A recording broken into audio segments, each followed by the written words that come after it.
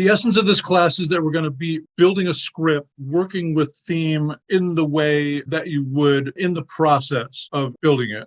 The best way to put your finger on theme is to look at the way in which the protagonist resolves the dilemma, because that expresses the theme of the story. And you want to look at how the protagonist resolves it, not what he or she does.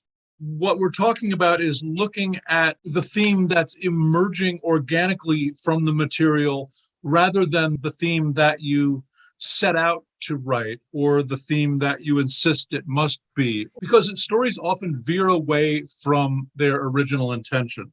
And sometimes they do it so subtly or so incrementally that you, as the writer, don't notice it because you had such a bullseye on where you were headed that you didn't notice how incrementally it had kept changing. Part of the trick is to be able to see what's really there versus what you're trying to have be there.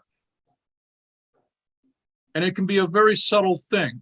It's not like it's you set out to build a birdhouse and ended up with a boat, but it's can change in tone and value and intent and the way it's coming across. These are notes that I had from later in the slideshow relating to the story that we'll be developing, so they look a little specific. So the way that the protagonist finally and conclusively resolves this dilemma that has paralyzed her for most of the story is what sticks with the audience when the movie's over. So the resolution of the dilemma is essentially the ending and conclusively and irreversibly resolves the dilemma that's been trapping the protagonist for most of the story. Theme is a solution to one of life's mysteries, to one of the things that stump many people in life, that trap them. The more universal you can make your dilemma, the more you will have people in the audience who are going, wow, I'm caught in the same thing, even though that person on screen is a banker in Tokyo, and I'm a brickmaker in Peru. I'm caught in the same thing. And like, can this banker figure a way out of the thing that I can't solve? I'm genuinely stuck in it. And that's has to do with a dilemma of magnitude, a dilemma of substance, significance. Does it really impact the audience? Because you don't want them to go, oh, I see that person's caught in a dilemma, but I honestly don't care. You have to work hard to draw them in and to get them to care, in part because they see themselves up there.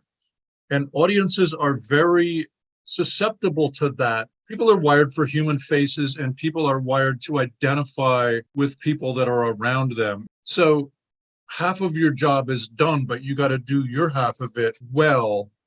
Otherwise, you're just trying to dictate an emotional response where you're telling them what they're supposed to feel. You got to really dig into what people are really wrestling with in life and have that be in your story.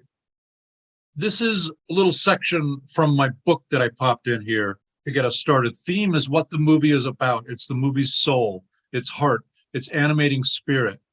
It's the glue, the essence that governs the dramatic material and binds it together into one coherent action. It's what resonates with the audience when the movie is over. A clear statement of theme provides a focal point, a unifying thread around which to weave the dramatic action. Theme is the underlying idea that steers the action, and adhering to your theme helps provide you with a unified plot. Theme is a remarkably powerful aspect of the story. And here's William Thompson Price, a playwriting teacher whose work I specialize in. All great or good plays are based upon theme. You have only to refer to Shakespeare and Moliere to determine the truth for yourself. The ordinary commercial play is one of situations for the sake of situations and not for the sake of theme. Until we regard theme of first importance, we shall have few good plays. So he's saying the ordinary commercial play is situation for the sake of situation. That's like a soap opera where she's having sex with the doctor this week, just for titillation. It's not about anything more than situation for the sake of situation.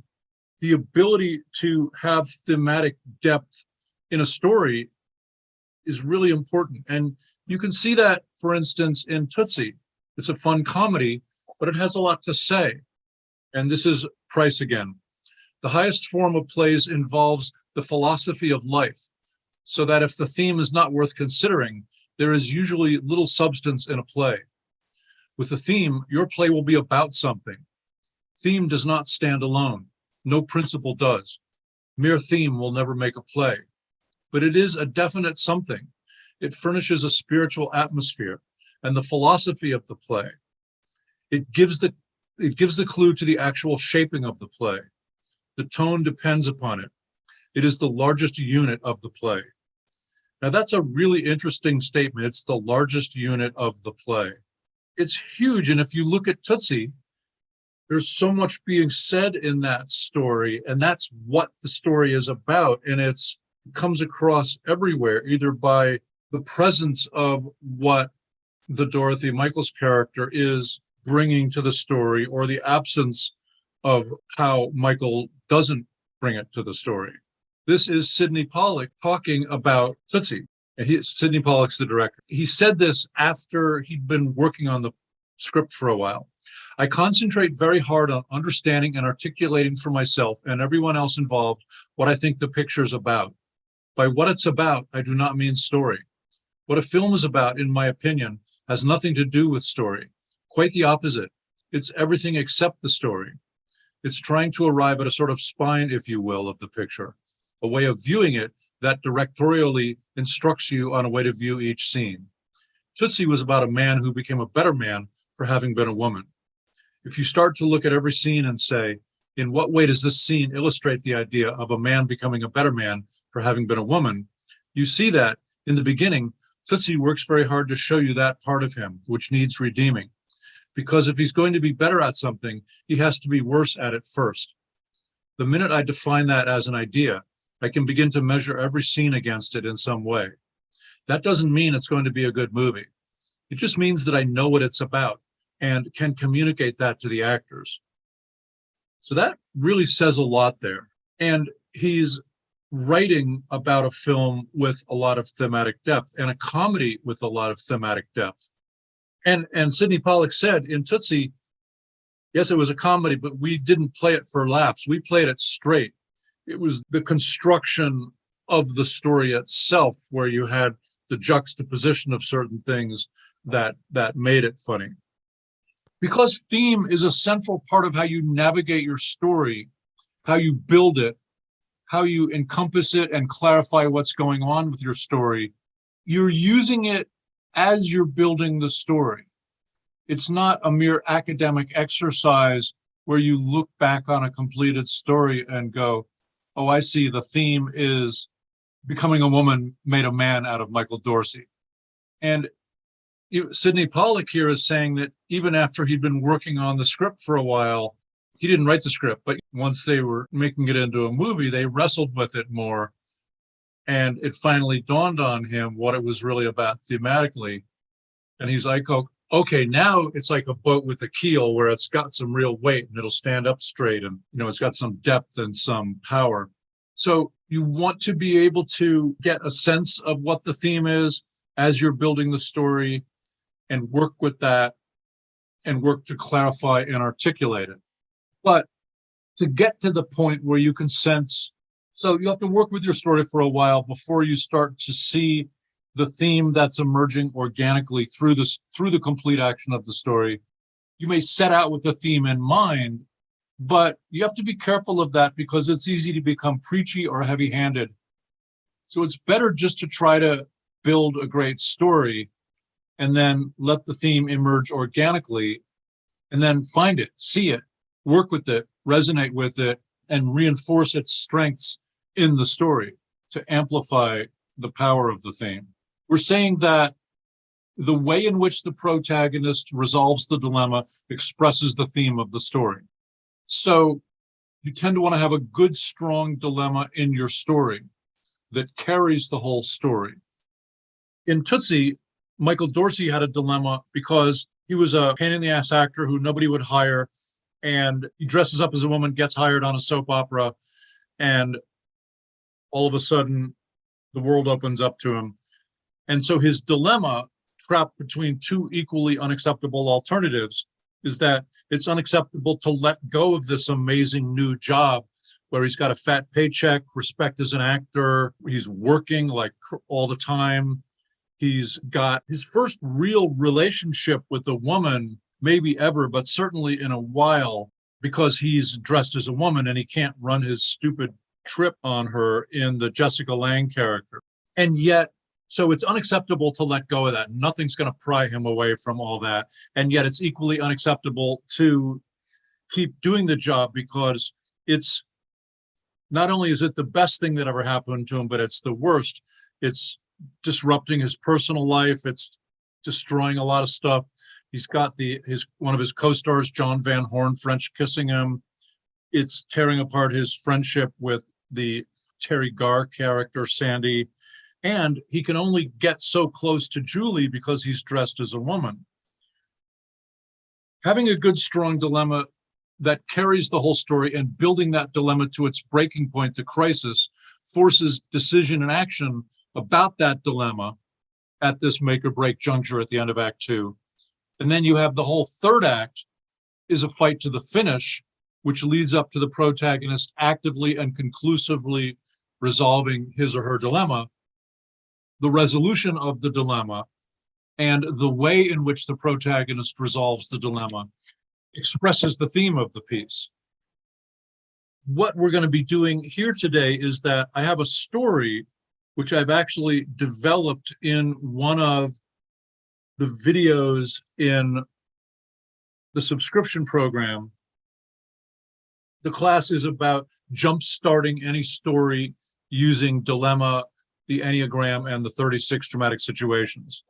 It's a dynamic story, and all we've got at this point is a protagonist with a good, strong dilemma, some solid character traits from the Enneagram, and some dynamic story elements from the 36 dramatic situations. And that's all we got. There's literally nothing else. And yet we can still see where this story's going. So we'll get into that in a few minutes, and we'll be working with the dilemma. And I spent 4 or 5 hours working on the story yesterday and built it up more, but it's anchored in a good, solid beginning. And then there's just a set of possibilities, some specifics with which we can build the story, and we'll be working with theme, because theme really helps shape the story. And like Price said, he said it gives a clue to the actual shaping of the play. The tone depends upon it. So what we're looking at here is the interesting thing that as you begin to have a sense of the theme that's emerging organically from your story, even if it's very preliminary and early on in the process, that really helps you, because it kind of encompasses the whole thing. And it helps you see what the story is really about. And as Sidney Pollack here says, if you see what the movie's about, that becoming a woman made a man out of Michael Dorsey, then you also have to show him before he was a man. So that's helping define the story and encompass it. It reminds me of my favorite Zen koan, which is become enlightened before you become enlightened, which means that, in the context of what we're talking about here, having a sense of the theme that the story seems to be working its way toward helps you get it. And you're like, oh yeah, okay, that helps a lot. So let's jump into this story. So here's the raw idea. When a wealthy mother confronts her troubled 16-year-old daughter, Jackie, about drug use, Jackie lies. They fight, but Marcia pushes and pushes, finally getting it out of Jackie that her stepfather, Rich, has been molesting her. When Marcia confronts Rich, he denies it. He's like, are you kidding? Come on, I would never do that. We know she's stealing our drugs. It's, this is crazy. But then later on, he tries to kill them both. But a bicyclist who happened to be pedaling in front of them takes the bullets meant for them. And so, frantic for somewhere for them to disappear, Jackie takes them to a homeless camp where her drug dealer lives, and they hide there. Marcia realizes that Rich wants to kill them because he's about to take his company public with a stock offering, so he's desperate to keep his crime a secret. Rich's paid goons track them there to the homeless camp because of their phone, and then they're flushed out and on the run again.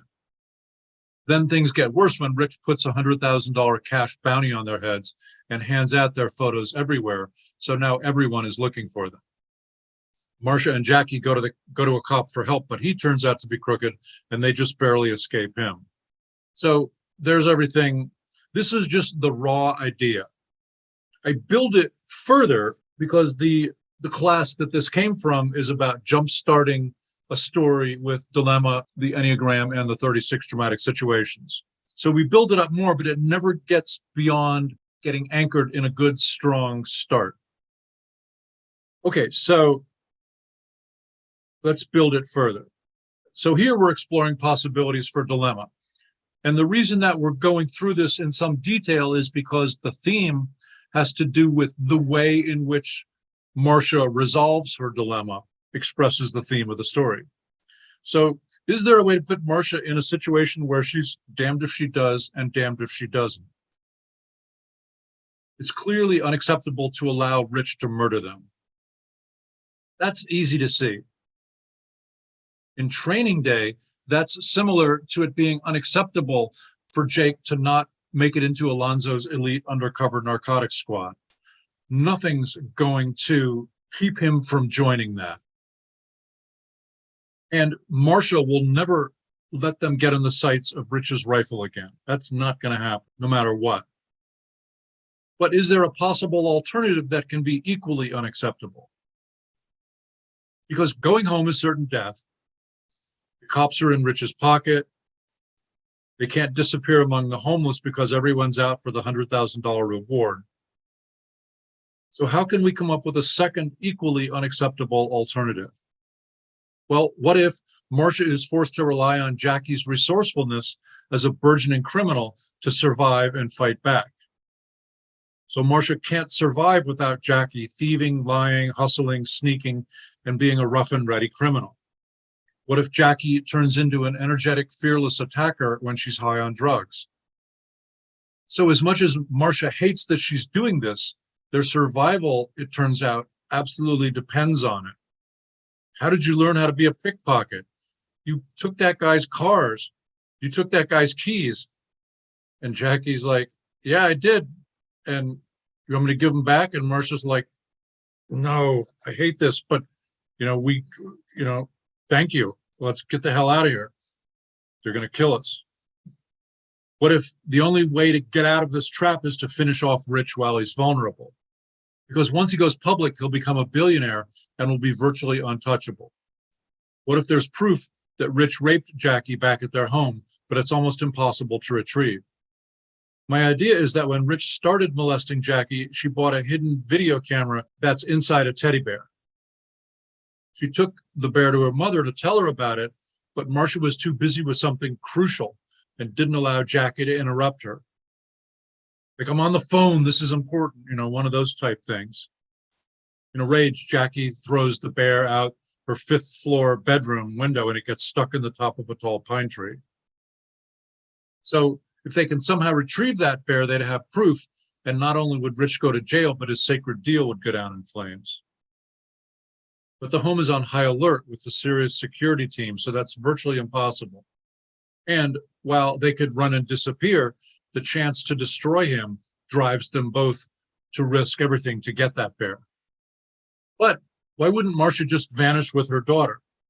The desire for justice is crucial, but who would ever trade their daughter's life for that? What if Jackie says she'll kill herself if they don't finish Rich off? She will not back down. It's do or die. Now Marcia can't just run and vanish, and she has to take down Rich. But she can't accomplish it without her daughter doing drugs, getting crazy, thieving and hustling, and doing wildly dangerous criminal acts. And Jackie can be getting solid results for Marcia that make victory seem like a real possibility, like we could actually pull this off. So let's take a look at the first side of her dilemma. It's absolutely unacceptable to let Rich get away with it. He's been molesting her daughter and there's proof. He tried to murder them and just missed by an inch. He's about to become untouchable. But how might we add to this? How might we complicate this side of the dilemma?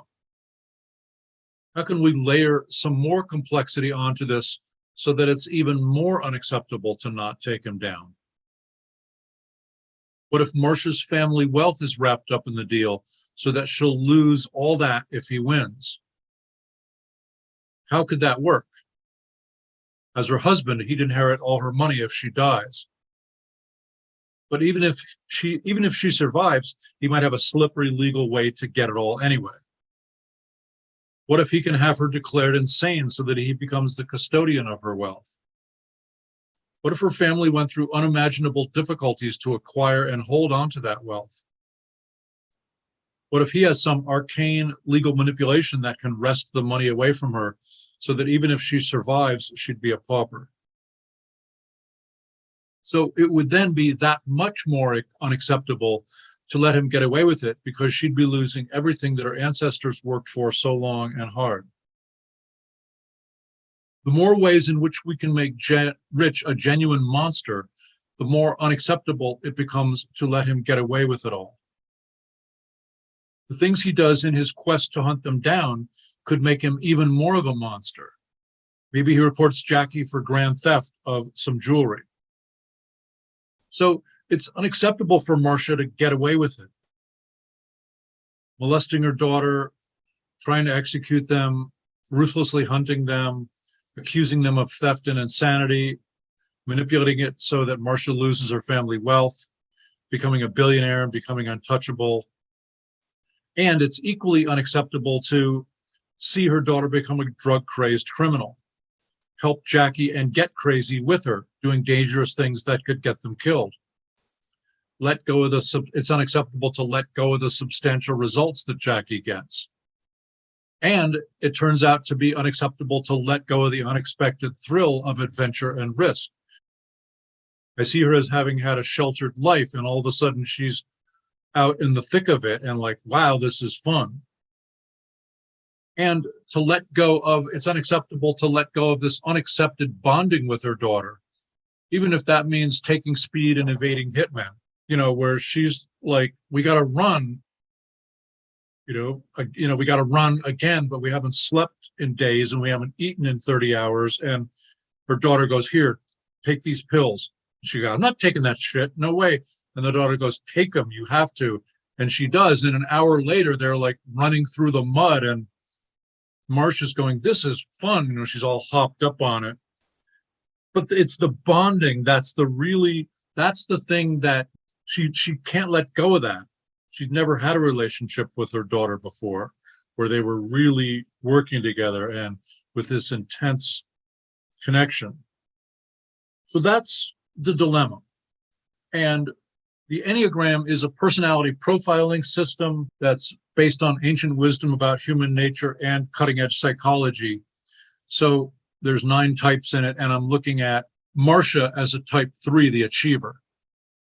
And I see her as like old money and very driven, success-oriented, pragmatic type, adaptable, excelling, driven, and image conscious. And a lot of this is driven by a basic fear of being worthless and the basic desire to feel valuable and worthwhile. So a healthy type 3 can be energetic and competent with high self-esteem. Healthy can be highly effective. Others are motivated to be like them. In the average state, they can be terrified of failure, become image conscious, highly concerned with how they are perceived, begin to package themselves according to the expectations of others and what they need to do to be successful. Problems with intimacy, credibility, and phoniness emerge. And in the unhealthy aspect of a type 3, fearing failure and humiliation, they can be exploitative and opportunistic, willing to do whatever it takes to preserve the illusion of their superiority. They can get in pretty bad shape and relentless, obsessive about destroying whatever reminds them of their own shortcomings and failures. They're really concerned with how they look. They're very image conscious. And the key motivation, they want to be affirmed, to distinguish themselves from others, to have attention, to be admired, and to impress others. It all comes from self-worth. Their basic fear is that they're worthless.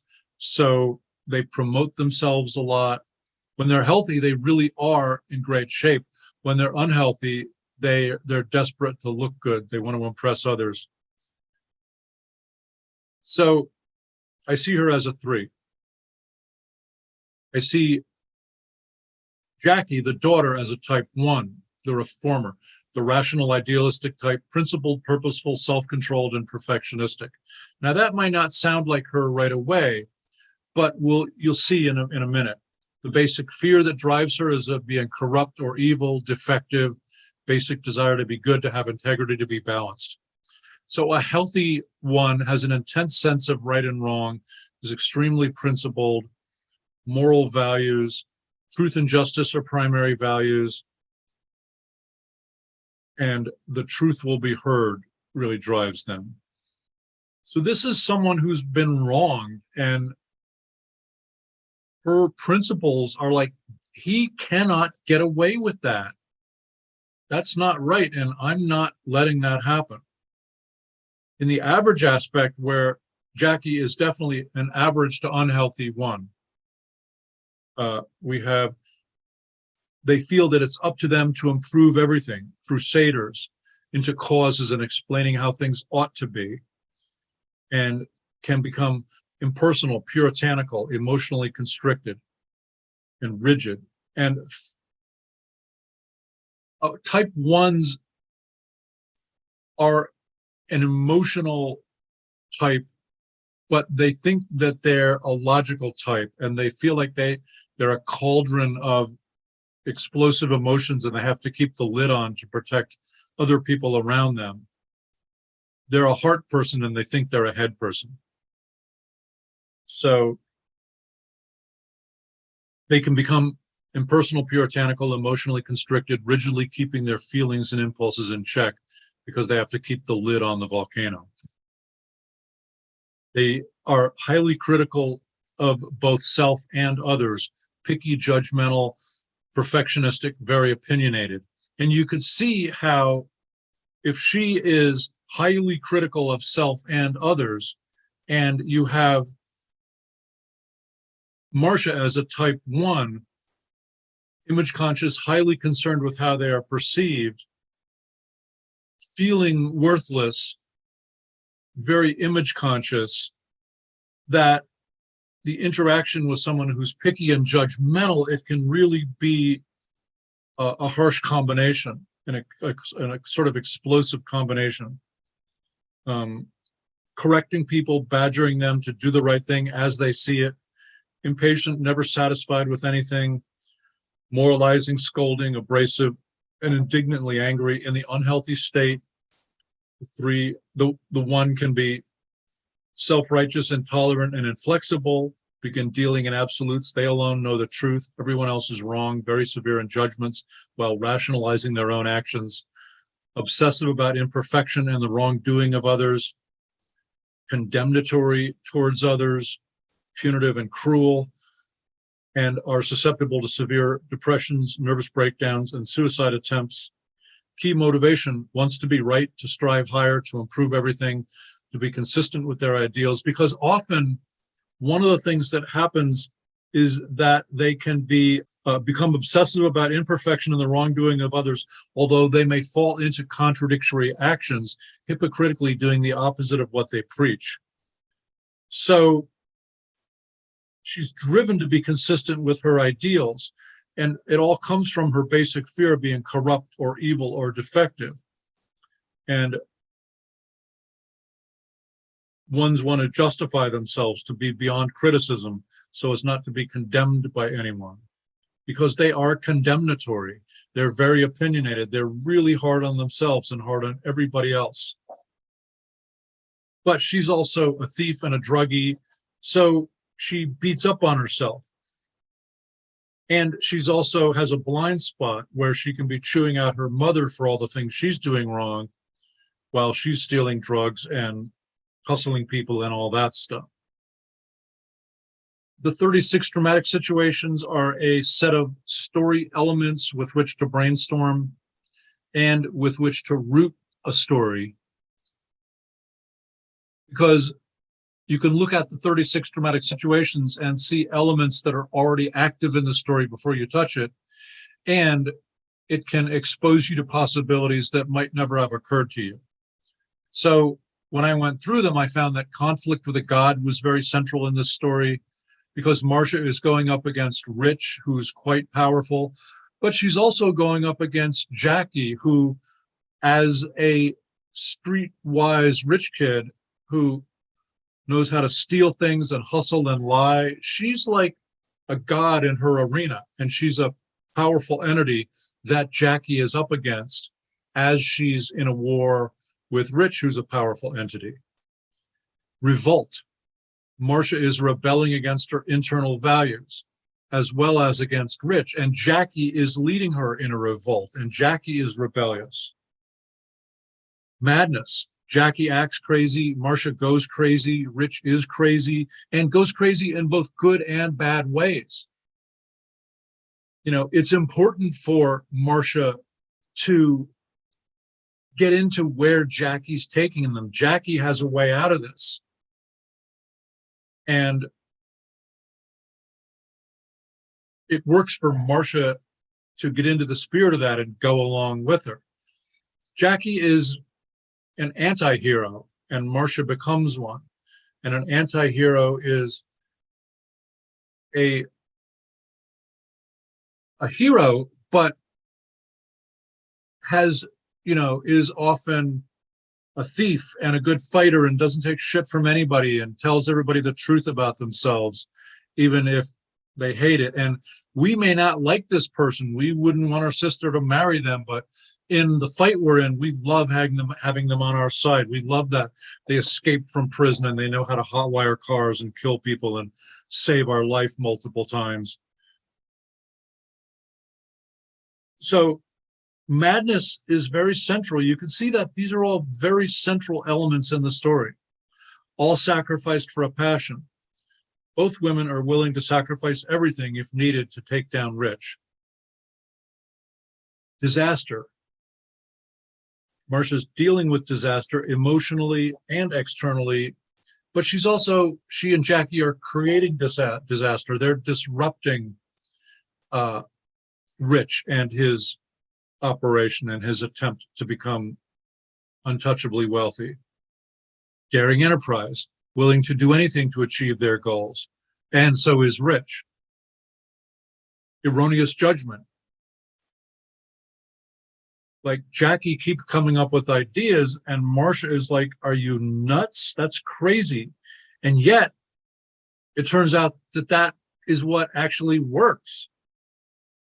So, you know, I think they're definitely guessing wrong a lot of the time in this story, but often the thing that to Marcia seems like the worst possible idea turns out to be brilliant. An enemy loved. An enemy loved is falling in love with your enemy, fascination with an enemy, respect for an enemy. And Marcia is really having that with Jackie, that they've been enemies for a lot of their life. And she gets thrown out on the road in this desperate quest for survival and to take down Rich. And more, she's learning who her daughter really is and what she's capable of and needing her strength and having respect for her and really bonding with her for the first time since she was a little kid. Rivalry of superior and inferior. That's always an interesting one. It's always very subjective because who's got the upper hand and why? Half the time, it seems like Rich is like way on top of them, has the upper hand in so many ways. How can they possibly compete with him and his goons? And yet, Marcia and Jackie sometimes are way on top.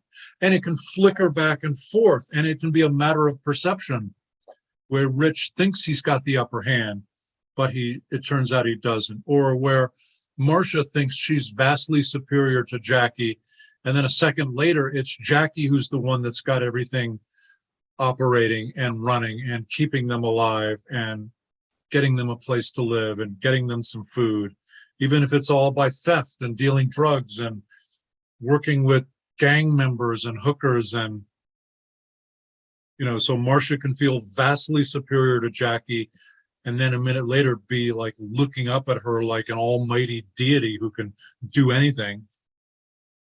Recovery of a lost one, winning her daughter back and getting her inner self back and getting their lives back. Crime pursued by vengeance, working hard to destroy a horrible criminal. And from Rich's point of view, what Jackie and Marcia are doing is a crime, and he's coming after them with a vengeance. So that is a quick look at dilemma, the Enneagram, and the 36 dramatic situations. Does anybody have any questions at this point? Because that's the foundation of the story that we're building on. So this is what I started with, and we're going to build from here. Now, this is from the Enneagram, and all of this comes from a website called EnneagramInstitute.com. So this is their website, and the 9 types are here. And we're saying that Marcia is a type 3. And one of the things they have, it's an amazing website, is compatibility with other types. And so I want to know, like, how does Jackie, the type 1, interact with Marcia, the type 3? And there's ways in which they're good for each other. They're both competent, serious-minded, and idealistic, task-oriented relationship. They both work hard, that kind of stuff. But there's also trouble spots or issues. And the other thing that we'll be looking at is personal growth recommendations for Enneagram type 3s, because they can be dishonest, because they're desperate to look good. So, things like become honest with yourself. So these are things that we'll be using in terms of theme, because the way in which Marcia resolves her dilemma in the end expresses the theme.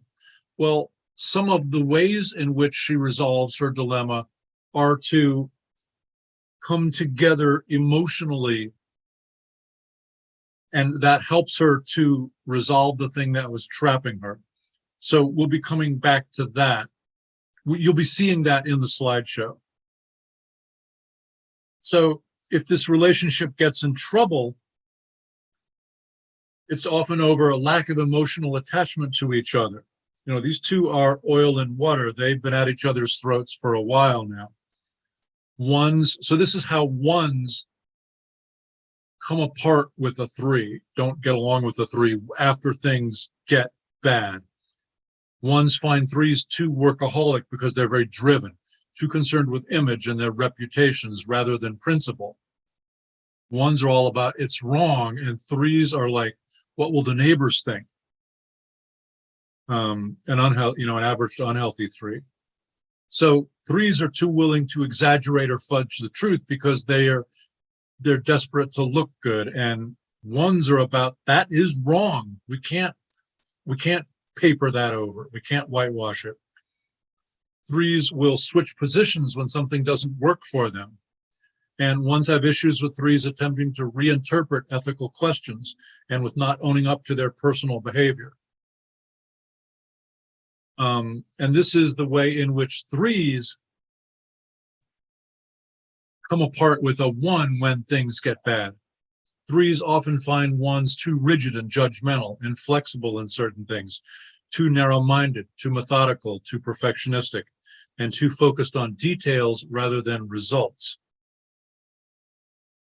Because 3s are all about achieving it, getting it done. Let's keep moving here. 3s have issues with 1s because 3s feel judged for both their attitudes and their actions. 3s thrive on praise, but stressed 1s are unable to give any credit to themselves, much less anyone else. 1s are really hard on themselves and everyone else around them. 3s see 1's critiques of them as nitpicking. Eventually, 3s start avoiding 1s, triggering 1's abandonment issues and more anger and criticism. both gradually lose respect for each other. One's losing respect for the three's integrity, and three's losing respect for one's effectiveness. So an open break can occur. The relationship can endure if it's useful to both parties for their continued professional success and personal status. So even if Marcia and Jackie are like, I hate you, I'm never going to talk to you again, but they're working together, you know, Marcia is pissed when Jackie shows up with another stolen car with some money and some guns in the back or whatever. But she gets in and she's like, oh, you got a Glock. And, Jackie's like, I'm not talking to you, but they're still working together. So this is a snapshot of like how it can go bad between them. And I think it becomes pretty obvious now that we know something about a 1 and a 3. You can see how these couple pages here are spot on. Okay, so in this movie, it's not too hard to see that Marcia and Jackie are going to somehow overcome their mutual animosity and dysfunctions and defeat Rich the monster.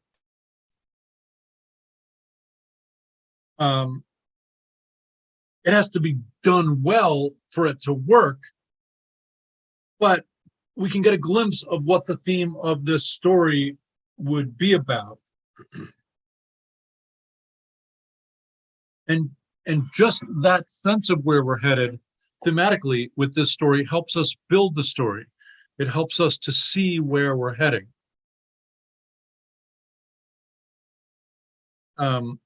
So what's interesting is that all we have at this point is Marcia's dilemma, her personality type, some dynamic elements from the 36 dramatic situations, and nothing else. But we do have some insight about the ending. So this story is very undeveloped, and I want to walk you through the process of developing it with theme in mind. As I was sitting there yesterday thinking about how best to teach this course and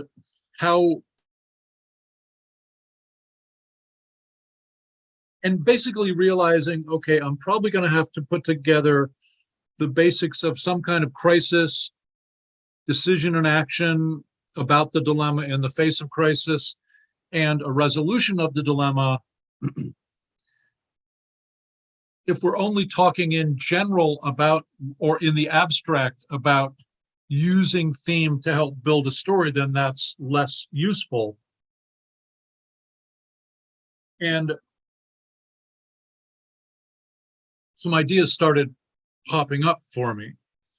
And one of the things was that I realized how Jackie could have an absolute lack of respect for Marcia, which you can see in, where is it? Right here. This is the way ones,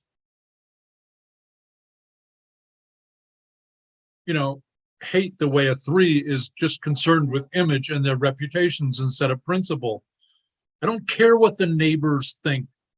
My dad raped me. You have to care about that. She's like, shh, don't yell that around. Look, I care about that, but please don't say that. And she's like, it drives Jackie nuts. And, Marcia's not that bad, but they're at loggerheads. And so Jackie would have an utter lack of respect and contempt for Marcia. And we want to amplify that. We want to make their relationship as troubled as possible because it gives us more to work with in the story. So Jackie is a real troublemaker. And I have her pegged as a druggie and a thief. I see Marcia and Rich having a lot of wealth, and I wondered, so how would Jackie learn all that stuff? And I figured she's probably been kicked out of several boarding schools. And having gone to an elite prep school, I know the kind of stuff you can learn in those places is not the stuff that wealthy parents think their kids are learning there. They're definitely doing all that, but there's all kinds of other stuff going on too. And that made me think of the Keira Knightley character in Tony Scott's movie Domino, which was loosely based on a true story. And I'll show you the preview, the trailer for that in a minute.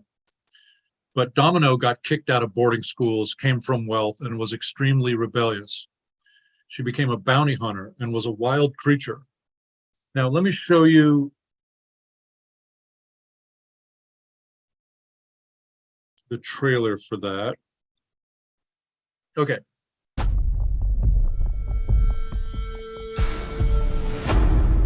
My name is Domino Harvey.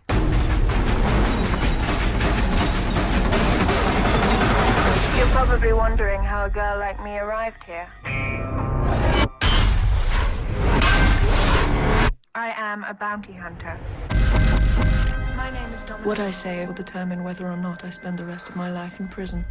Let's start at the beginning. Have you had a nose job? No. At the prep school. Okay, Domino, you're with me on the side. Choco, you cover the rear.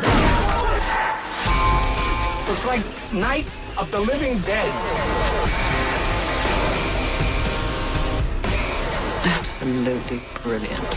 As a black Tino woman, I believe we deserve our own race category. Did you just say black Tino? Now that must got more kids than Holyfield.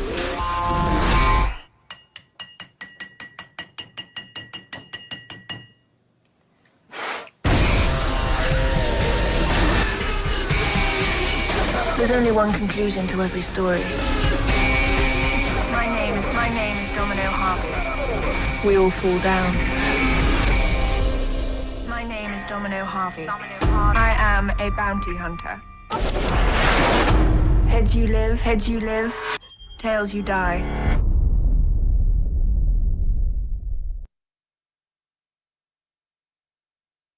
And I wanted to show you one other clip from that movie because it gave me an idea as well. They go into a house full of gang members. They're bounty hunters. They're trying to get information on where one of the gang members is. Put that shit down, homie! Put that shit down! What the fuck?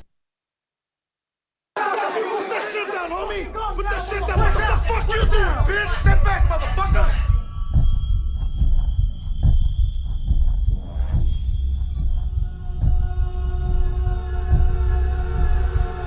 Fuck you want?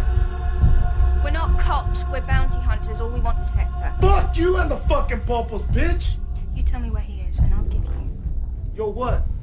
Sometimes a girl has to be naughty in order to get herself out of a jam. I'll give you a lap dance. Fuck you, I'll bitch, give man! you- Fuck you, bitch! I'll give you a lap dance, bra and panties on.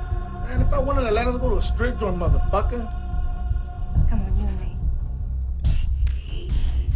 You know you want it. Hey, what do you think, dog? Well, let's see what the fuck this bitch is working with, homie. I'm offering it to you, baby. Come Is on. that right? Take off your clothes, bitch. Sit down.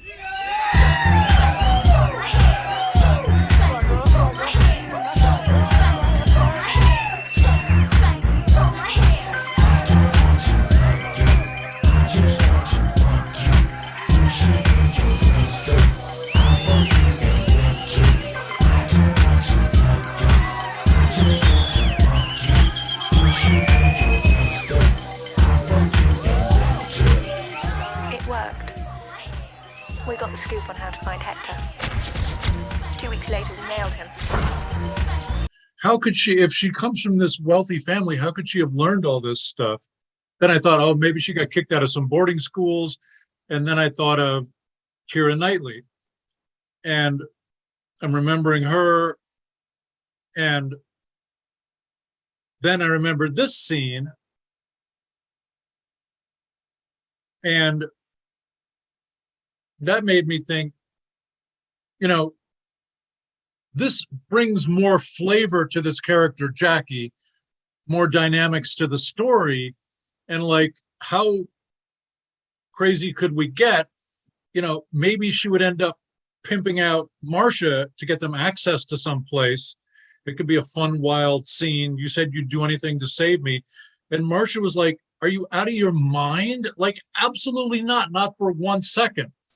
She goes, well, that's the only way this is working. So you either pimp me out or I pimp you out. Take your pick. And she's like, you know, you got to earn their respect. You got to walk in there. And, you know, Marcia's like, well, I'm not putting you in there. So it's like, she can't even believe she's doing it.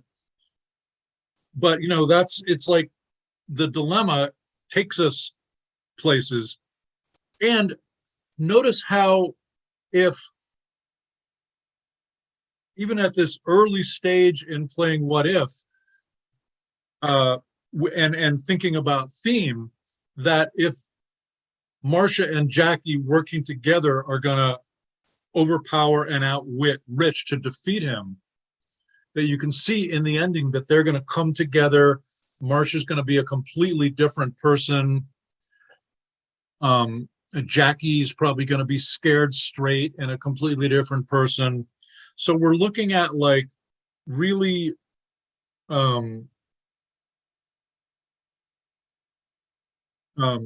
really putting these people in dynamic situations, real change happening, and similar to Michael Dorsey's dilemma in Tootsie,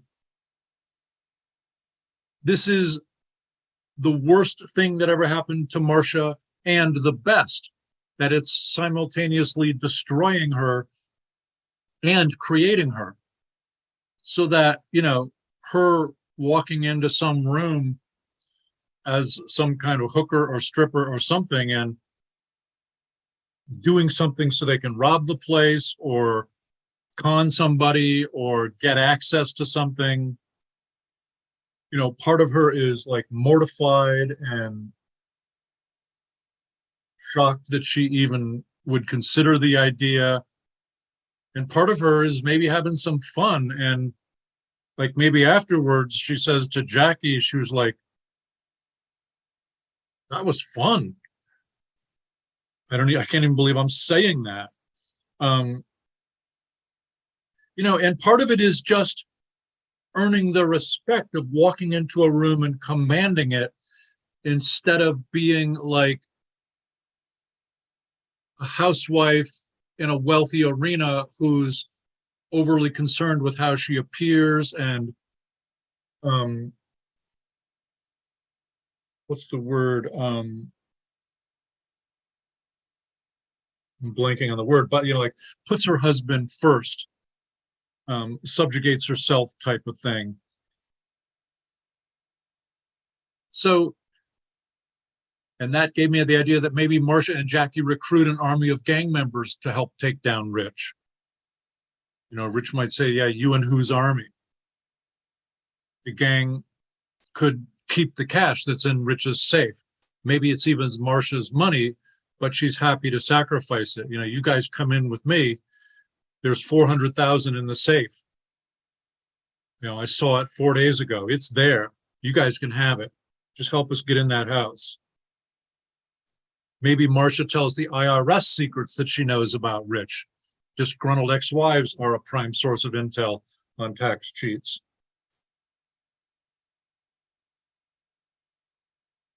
And maybe Marcia signed a lot of legal documents as part of Rich's ascent to power. So she has inside knowledge. And, you know, there's just ways that Marcia and Jackie can get an edge, can get a leg up, can have a shot at possibly winning against an overwhelming enemy. And it reminds me of the girl with the dragon tattoo and makes me wonder what Lisbeth Salander would do against Rich. She'd tear him limb from limb so many different ways. And I want Marcia and Jackie to bring that kind of explosive attack. You know, there's a real dynamic story in here that we can really run with. So Jackie could pimp Marcia out as a ploy for them to steal some money when they're way down and out. Either you pimp me out or I pimp you out. Take your pick. Marcia couldn't do that to her daughter. In the Jack Reacher novels, he often robs drug dealers to get cash and weapons. He calls it going to the ATM. He's a 6'5", 250-pound former MP in the Army who was trained to take out special forces guys. He can walk into a room full of drug dealers and, like, literally with one hand tied behind his back, rob them blind, get away with everything. And he'll often say to them, look, I'm just taking the money.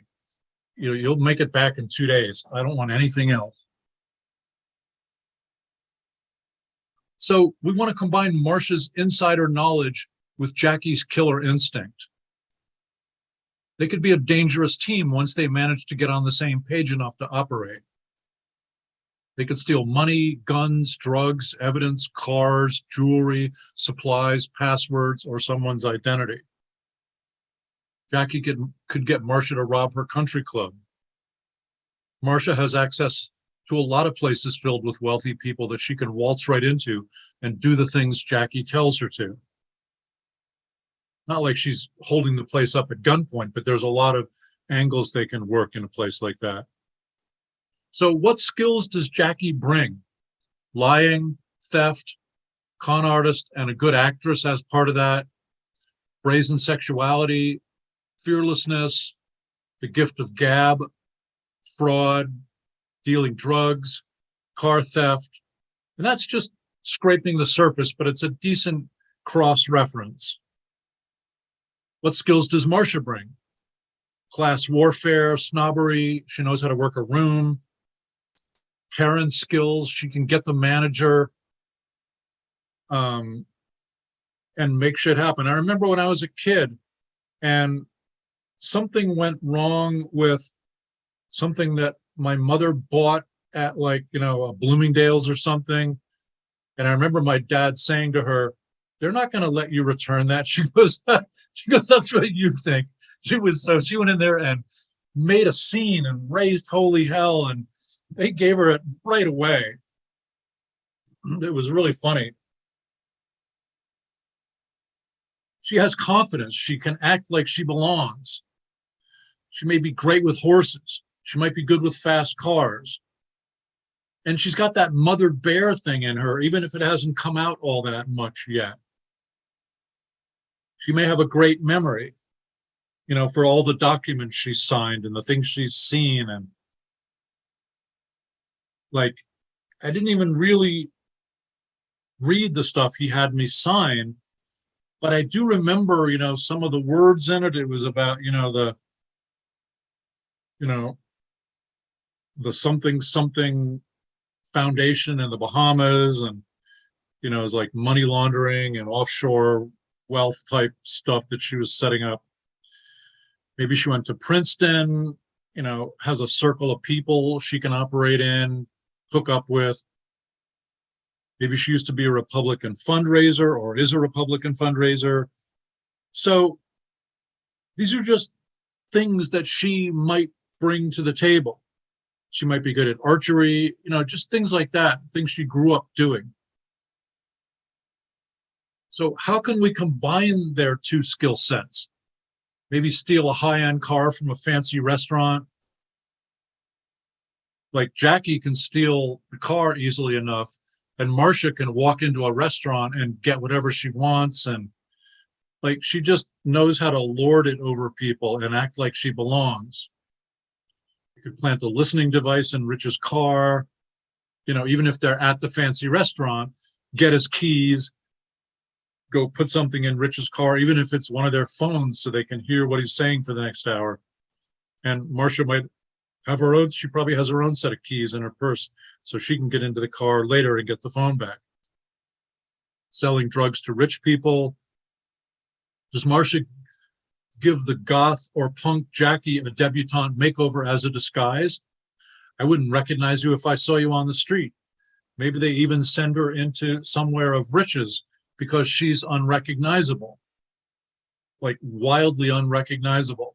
Especially you put a pair of sunglasses on her or some contact lenses, a redhead wig, it's like you literally wouldn't know that this was the kid that used to, like have running mascara, was her normal makeup, and scrunched up black hair and a scowl, like this smiling, beautiful, hip looking debutante. Rich literally wouldn't recognize her. And I wondered if is unrecognizable a possible title. I'm not sure. It doesn't strike me. It's like maybe a 6 out of a 10, but I noticed it, so I just pegged it. It's something, it's how you find titles. You trip over a word and you're like, that could be a title. Okay.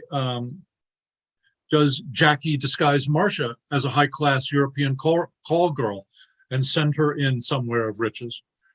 Rich wouldn't recognize her either, or Rich's people. This woman who used to be mousy and subservient and, small thinking in a lot of ways.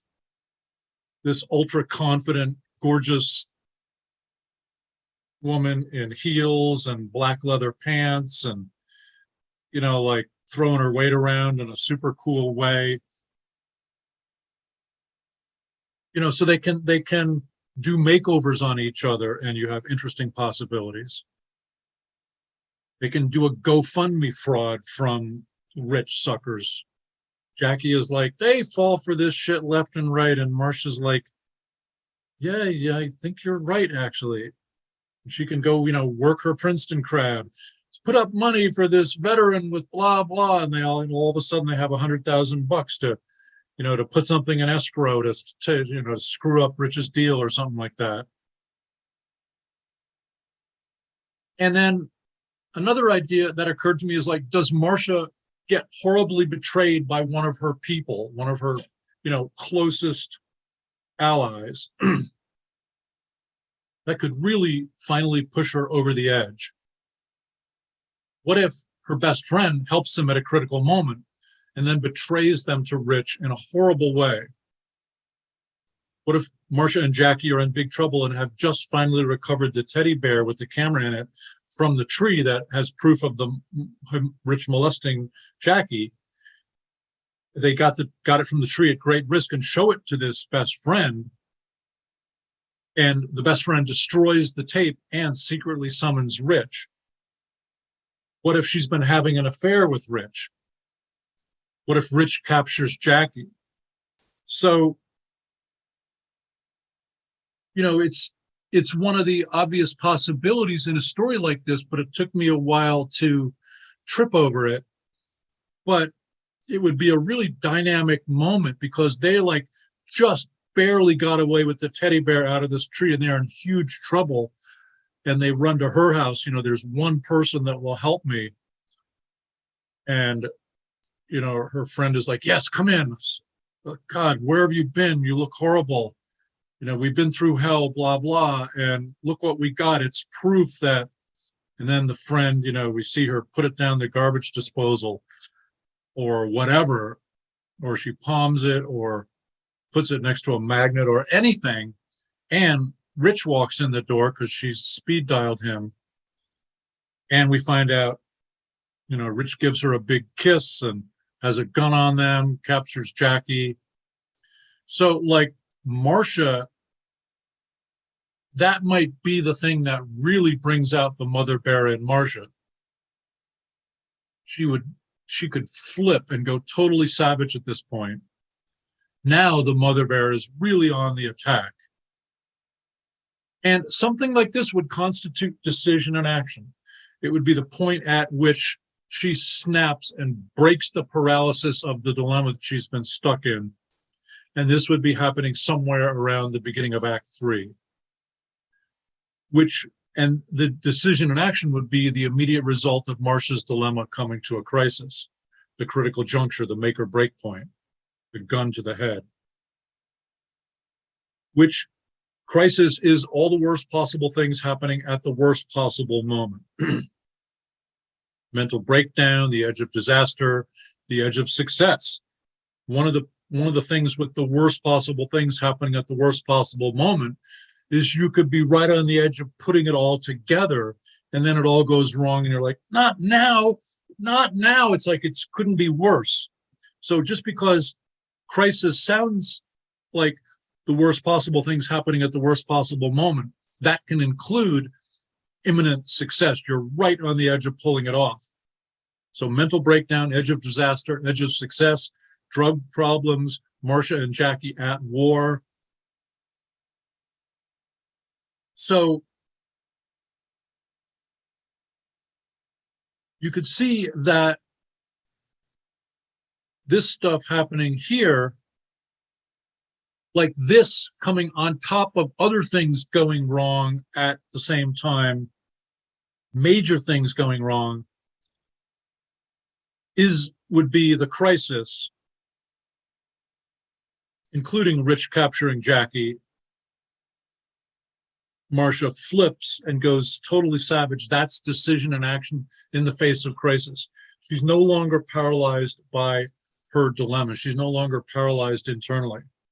But we still have the whole third act and the whole fight to the finish. So it's not resolved yet. But the new Marcia is starting to emerge.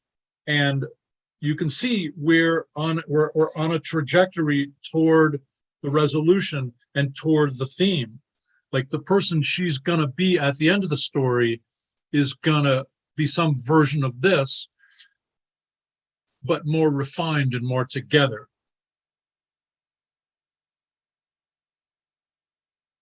So, part of looking at crisis and just building the story and figuring things out is, how bad can Jackie get, the daughter? She'd be suicidal, taking massive risks, massively depressed, self-destructive, drug binging, reckless. And how bad can Marcia get? Completely disillusioned, lost her mojo, totally betrayed and shattered. And Rich has to be really horrific. He has to be truly evil, a real monster, extremely resourceful, explosively savage, deeply connected, devious and destructive, will stop at nothing. And he needs a brutal, psychotic enforcer, one who hunts Marcia and Jackie a lot. He makes Marcia realize that she needs Jackie's criminality in order to survive. And I could see Rich pistol whipping Marcia when he comes in, when Marcia's supposed best friend summons him, club her in the face with his gun. This is a real, genuine monster. And, the better the villain is, the better the story is. So we want our villain to be as bad as possible. So now we have elements of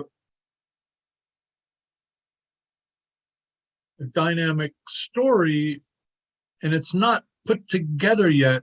These are just elements that are kind of spread out on the table that we can work with, that, give us raw possibilities to play with in terms of utilizing theme to develop the story.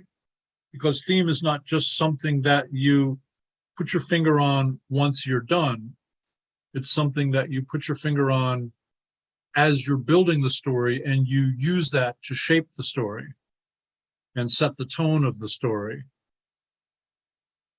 and to kind of like put a string around the whole story and draw it in together. It helps unify the material. And let's go back to Price's quote on theme, which is right here. Oh, there's another quote that I need. I'll dig that up when we're on break. But here, let's look at this again. The highest form of plays involves the philosophy of life, so that if the theme is not worth considering, there is usually little substance in a play. With a theme, your play will be about something. Theme does not stand alone. No mere principle does. Mere theme will never make a play, but it is a definite something. It furnishes a spiritual atmosphere and the philosophy of the play. It gives the clue to the actual shaping of the play. The tone depends upon it. It is the largest unit of the play. Okay, so does anybody have any questions at this point? Because we're going to take a break and then we're going to come back and work with theme on shaping the story some more and getting more specific about the theme. We're going to start with a sense of it. Then by working with it more, it will gradually gel, and then we'll be able to articulate it. And all of that are necessary steps, and that helps us build the story. So here's a quote. It means that a play must have its center of gravity, the center of a circle, with the theme at its circumference. Technically, dramatic unity is the conformation of proposition, plot, and action. This is pretty advanced in terms of what I'm teaching, but the proposition is the core logic of the whole story, and the plot comes out of that, and the action is the specifics of the plot. But the theme circumscribes it all, holds it all together. There's another one. At the very outset, the theme demanded unity. You considered the proposition and saw that it must be one thing, one definite thing, so that when asked what your play was about, you could reply briefly and not wander off into a multitude of details. Okay, that has more to do with proposition than theme, but they're closely related. So here, theme is the first thing that restrains you. Sooner or later, the theme is absolutely necessary. It tinctures all the scenes. It's an interesting quote because to tincture all the scenes means it adds a certain color or flavor or tone to everything. And you can see that in Tootsie, that when you can put your finger on theme, then it colors everything in the story in one way or another. Right, let me see if there's one more here. Okay, that's good. So let's jump in and do some more work with this. Now, what I want to do is switch over into, trying to think of what's the best way to do this. I think we'll just toggle back and forth. So I'm going to switch into OneNote, which is a teaching, it's an infinitely large whiteboard. So we've got a rough sense of our story, and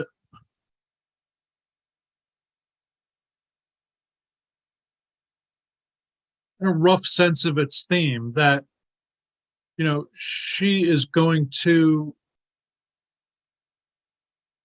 in the process of defeating her husband and saving her daughter and herself, she's going to become a different person.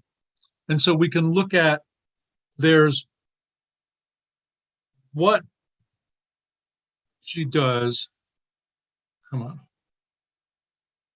what she does to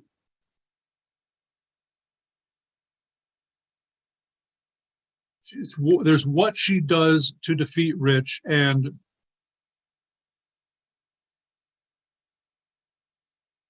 there's the way in which she does it. That's the important thing in terms of theme.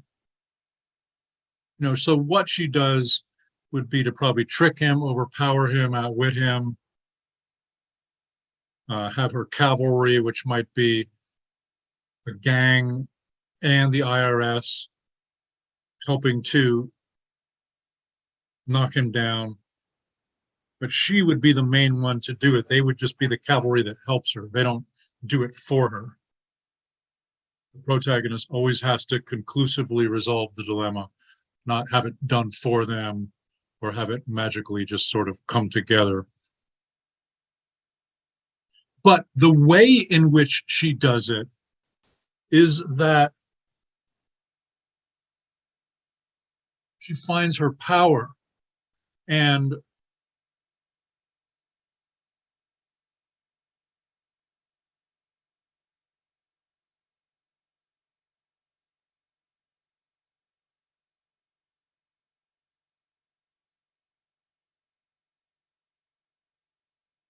she connects fully and deeply with Jackie.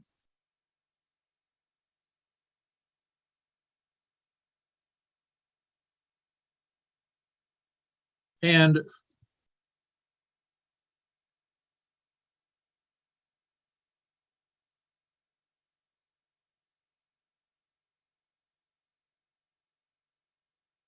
what's the word? It's a need to fit in, to not make waves, to subjugate herself to her husband, to be subservient, all that stuff.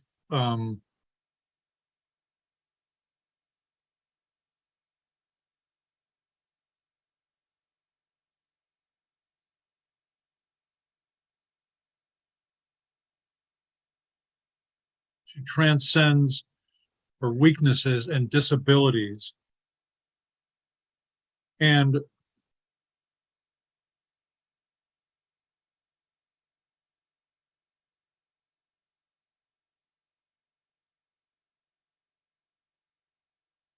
she becomes honest with Jackie and with herself.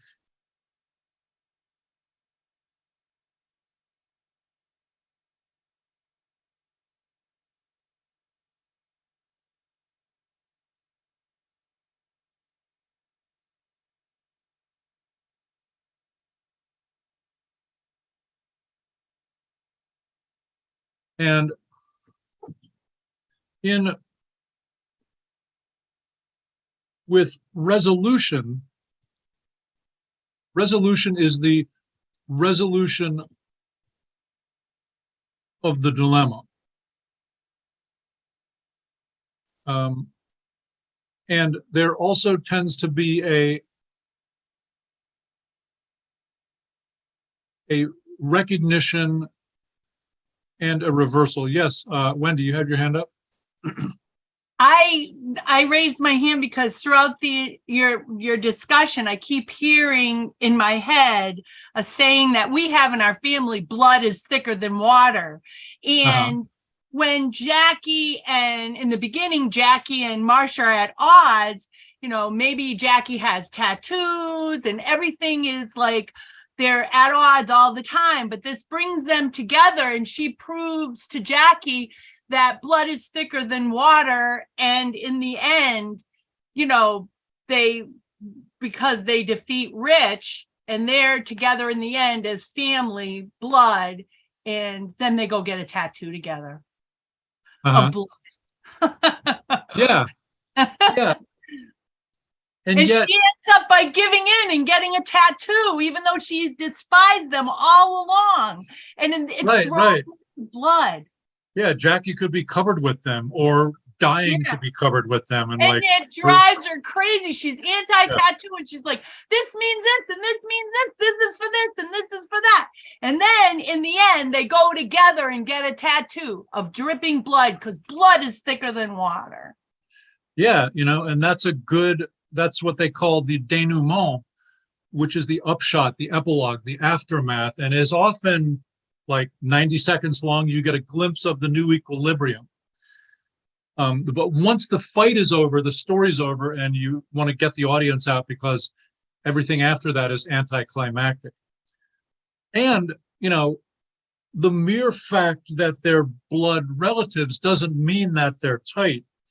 They're at each other's throats for much of the story, but in the end, they come together. They really, this is a huge part of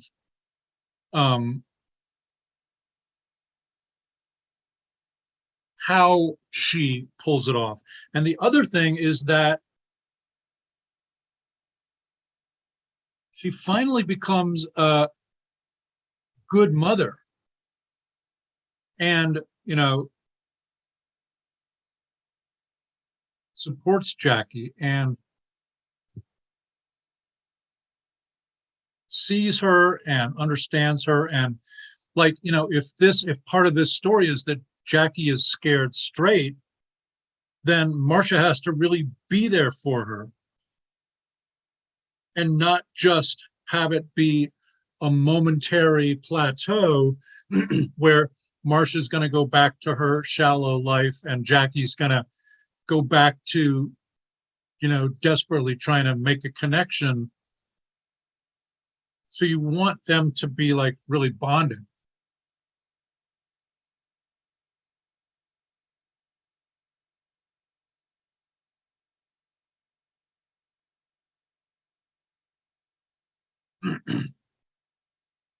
And like, these are all the things, and this may just be, scraping the surface, but these are the types of things that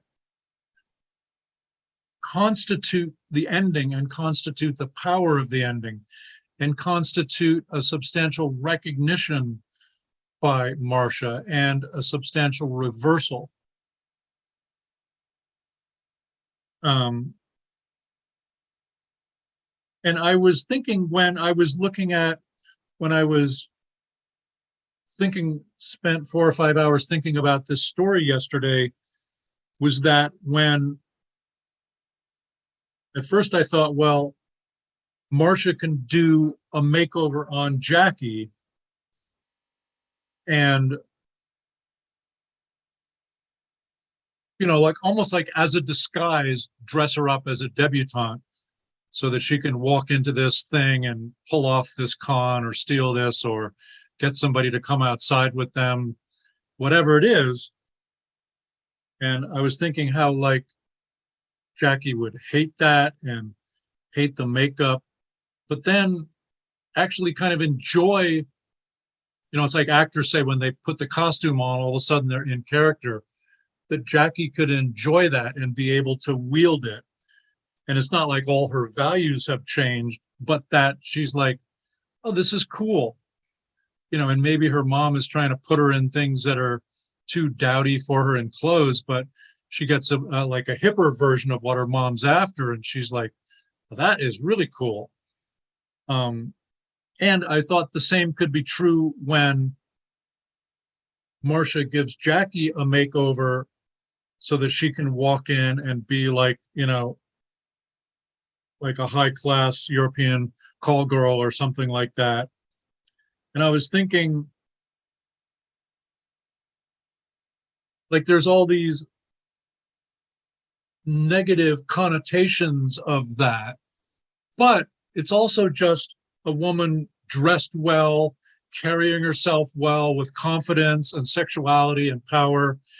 And that's almost like what she would be like at the end of the story, that she has become a woman of power and confidence and beauty and sexual energy and just the ability to own herself and find her power, so that she's going to really be quite a different person in the end, which is what the story's about thematically. That's kind of like what you take home, because the theme is the actual product in a certain way. It's what the audience takes home. Like when you see a movie and you go through a transformation with a character, you often feel like them when the movie's over, sometimes for hours, sometimes for days, and sometimes forever. Sometimes it permanently changes how you think. And so that transformation, that deep transformation, gets under our skin in the audience, and we grow and change with her. And that's what the audience takes home with them. And so you notice that what we're doing is we are kind of walking around the ending and looking at our sense of what the theme is. And it's just a sense of it. We can feel it. But we're not necessarily great at articulating at this point, but we don't need to be. Because experts in creativity say that there are often 10 right answers to a problem. And people who don't know that, when they find one of the right answers, go, oh, that's it. Now I got it. Okay, we're good. And that can often happen with theme. And one of the things I constantly say to my students and clients is beware of the cute one-liner for theme. Because that may just be one of the 10 right answers, and you don't want to stop looking. So, beware of the cute one-liner, like, I don't know. There's all kinds of aphorisms and sayings, don't judge a book by its cover or whatever. That kind of stuff can sound right, and it is right because it's one of the 10 right answers, but it's not the complete answer. So you really want to dig and delve and really not be in a hurry to articulate a deep understanding of dilemma. At this point, we have a deep not of dilemma, of theme. At this point, we have a deep understanding of our theme, but we just have a sense of it. We can feel it. We know what it is, and that's a great place to start. And what we're going to do is work more with the ending. We have a pretty solid dilemma sketched out. We have a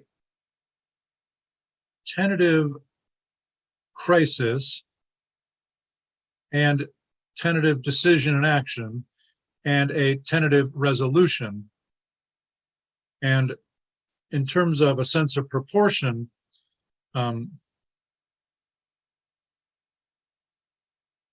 if this is, if this is the whole story, we're saying that dilemma kicks in somewhere after some setup time. You get to know the character, care about them, the story develops. Then that dilemma builds in intensity all throughout Act 2, comes to a critical juncture, the make or break point, which is the crisis. The crisis demands an immediate decision and action about the dilemma. And that's around the end of Act 2. And then the resolution is the ending. And it's the protagonist actively and conclusively resolving the dilemma. So the dilemma carries the whole film, is what the whole film is about. And the crisis is the dilemma come to a head. Decision and action is a decision about the dilemma and an action taken to break out of it. Doesn't mean you've resolved it, but you're no longer paralyzed by it. And the resolution is the resolution of the dilemma. And the way in which the protagonist resolves the dilemma expresses the theme of the story. So we have these elements, although this is solid and these are just tentative. We've sort of pulled them together as loose possibilities from the ideas that I generated yesterday in thinking about this story further. So you can start to see aspects of theme at the point of decision and action. Let's go back to that.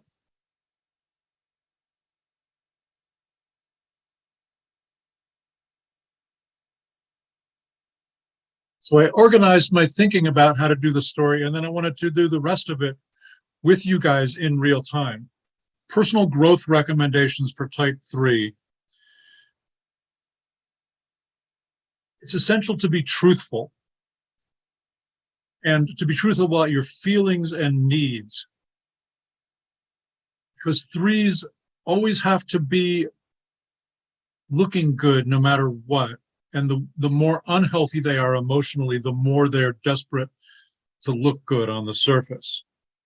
And so for them to discover that they'll impress people more by being authentic is a real, revelation to them, a thing that's important for them to get. Because then they understand, oh, that's how I really look good, is by just saying, I'm feeling horrible and I don't like the way you lied to me, instead of saying I'm fine and everything's great. You get more respect and everything. So another thing that's important for a 3 to learn to become whole and healthy is to develop charity and cooperation in their relationships. And that you can see how that plays out in her relationship with Jackie. To generate an honest relationship with her daughter and tell her the truth and tell her your real feelings. Take the time in a busy day to really connect with someone you care about. Simply a few minutes of quiet appreciation. And 3s are really concerned. They really want to be appreciated. So the fact that they can give that to somebody else instead of always trying to suck it out of other people, they get it. They get how important that is, but they hadn't really, in the average to unhealthy state, they weren't focused in that direction.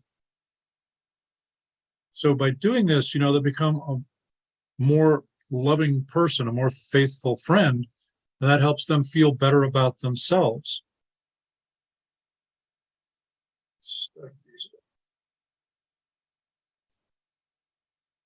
And you'll find that one of the things the Enneagram is good at is not only does it articulate the strengths and weaknesses of each personality type, but that it shows, it's one of its fundamental functions is to show them how to become whole and how to overcome their weaknesses and so on.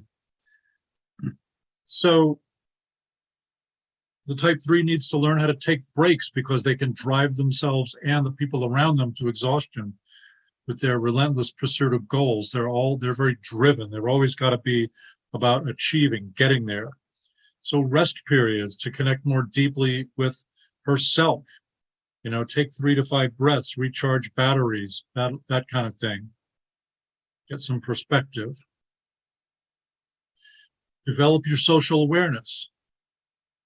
Many 3s have grown tremendously by getting involved in projects that had nothing to do with their own personal advancement. Working cooperatively with others is a powerful way of finding your true value and transcending personal interests. That's interesting. We had used that in talking about the way in which she resolves her dilemma to, where was it? It's transcend her weaknesses and disabilities. Average 3s adapt so much to the expectations of others that they lose touch with what they really feel about the situation.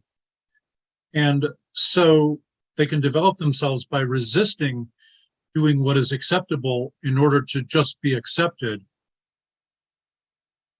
And they want to be able to take the time to discover their own core values, to see what they really feel about something rather than what they think they're supposed to feel about a certain something.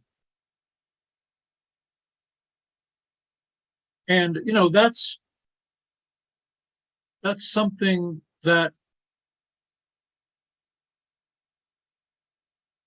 Jackie is probably learning too, because I remember as part of growing up, it was me getting in touch with what I really wanted to do instead of what I thought I was supposed to want to do.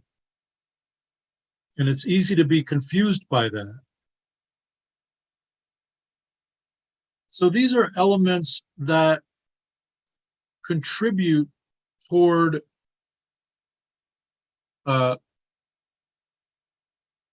Marcia's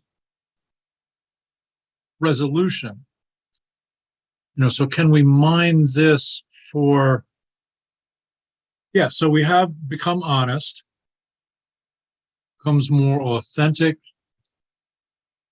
We have connects fully and deeply with Jackie, in touch with deep feelings and needs.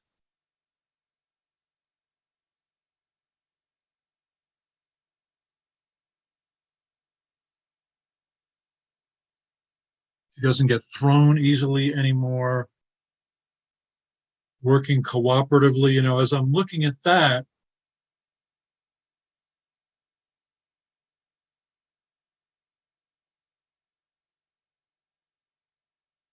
Rich might say to her in part of this final showdown is like, what friends? You never had any friends. Hell, I was banging your best friend for years and you had no idea. You're with a lot of people and you tell them what to do and you want them to pay attention to you, but they're not your friends. And she's like, well, I've got a few friends now. And maybe some FBI guy walks in then, or gangbanger walks in. It's like, it's a different her, and she's not trapped by what she used to be trapped in because she's grown up and she's transcended. And like an example of transcending is, like, remember when you were like a kid on the playground when you were 8 years old and your friends would come up to you and say, would you rather be blind or deaf? And you'd be like, oh, no, neither one. And they'd be like, no, you got to pick. And you're like, no, I don't want to. And they're like, no, you have to. And be like, oh, okay, so I'd rather be deaf.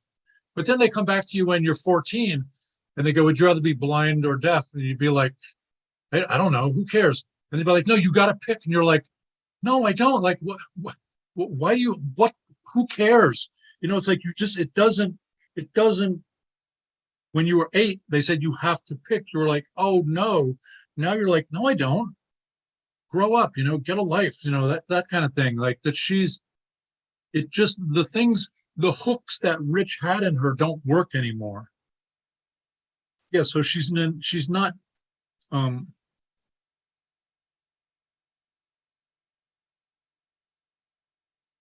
driven by the expectations of others.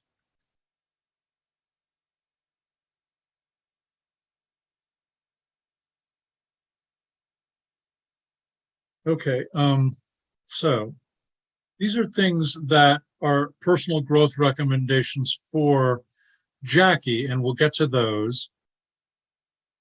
And see, these are a number of things that Marcia resolves in the end.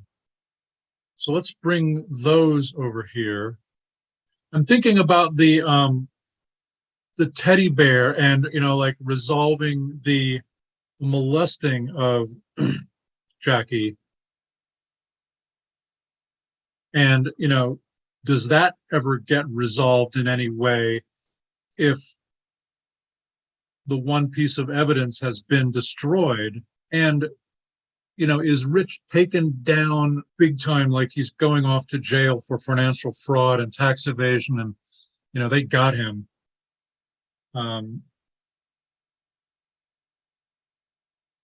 Can she get evidence?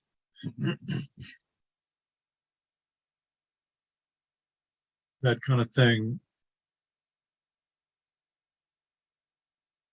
But it would feel more complete if they have him on fraud.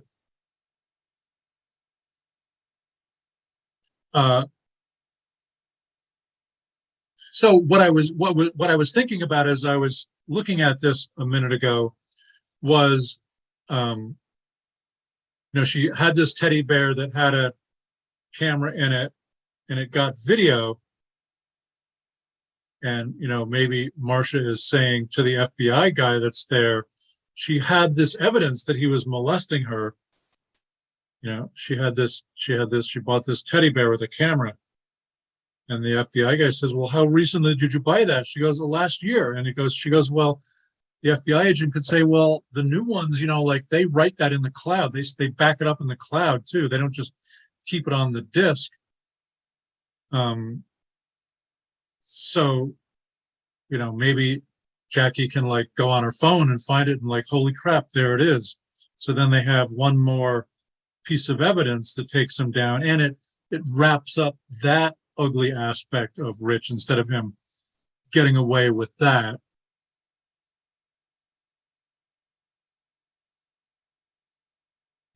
And then, Yeah. yes. Yeah. My thought on Rich is Marcia needs to kill Rich. That's the satisfying end to the movie in my eyes. Because if you look at it, she was her daughter was being abused in her house and she was oblivious to it. Right. And once she finds out, her daughter tells her, Rich is the guy who did it. And I think him going to jail isn't enough. There needs to be a confrontation at the end where Marcia actually is the one who kills him. That she redeems herself in front of her daughter. She saves her daughter. She gives justice for her daughter that way. That's my thought anyway. Yeah. That's absolutely true. I also think there's a possibility where somebody like him, if they've got him absolutely cold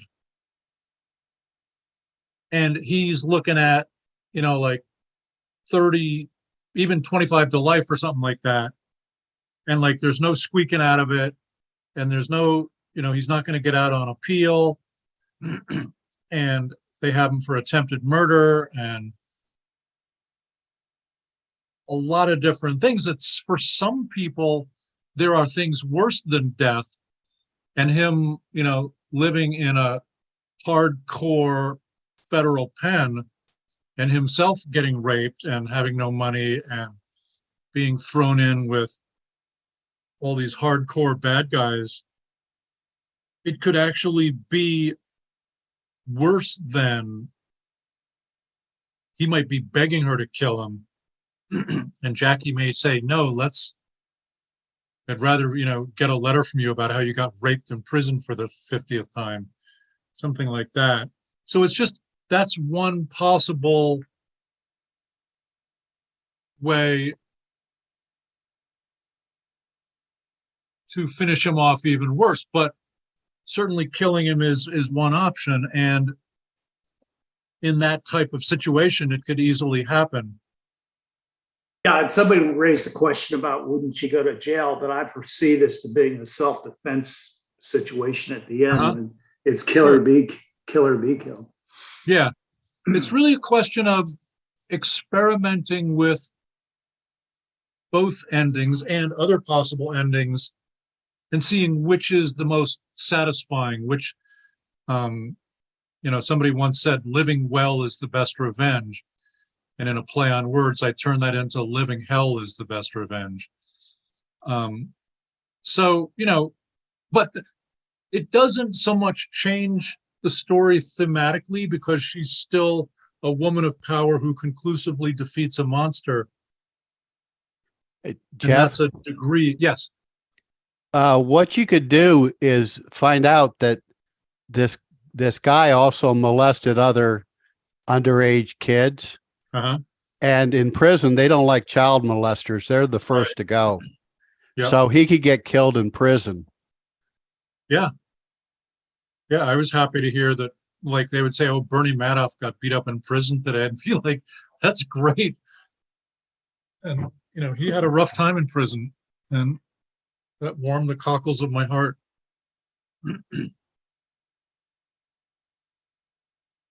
But the main thing is that whether she kills him or whether he goes down hard in prison, the theme is not materially changed much. Okay, so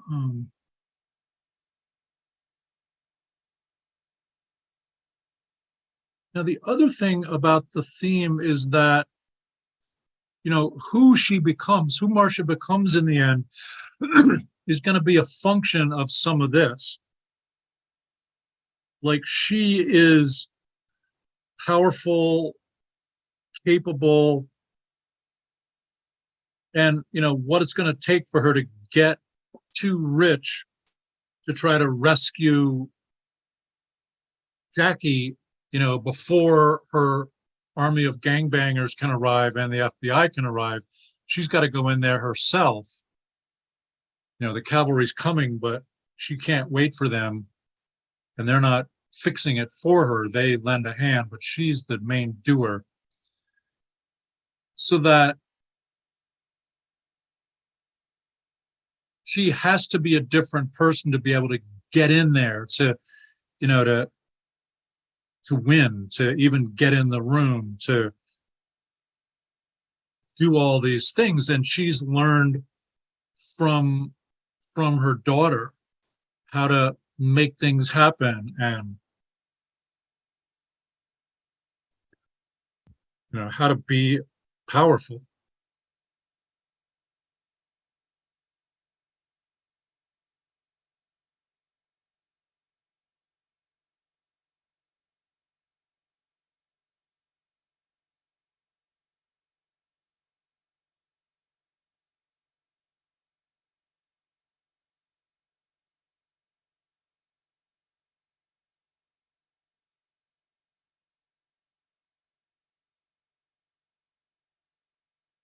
And she's been betrayed by her husband, by her best friend, by the people that she thought were the closest with her.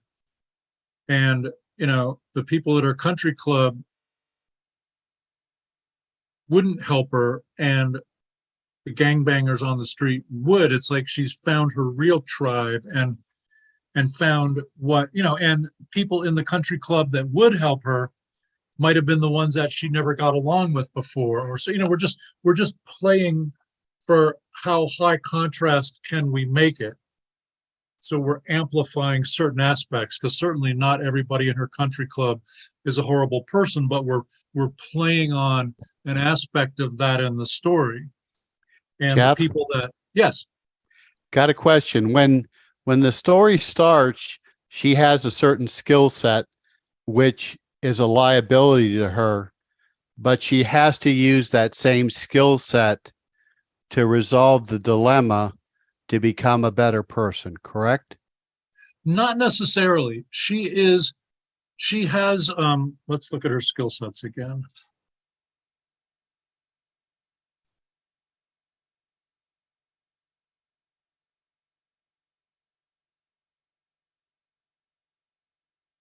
Yes. So some of this stuff is going to be helpful. But she's going to learn things she's going to learn how to lie from her daughter, how to be fearless, how to talk her way out of things, how to hustle. She's not the same person that she started out as, even though some of this stuff will definitely be helpful, but she's a considerably different person by the end of the story, and she needs all that to survive the final confrontation, to take out the enforcer, to bring down Rich, to hold out long enough for the the gangbang army to get there and help her out, and the FBI, that kind of thing, or the IRS.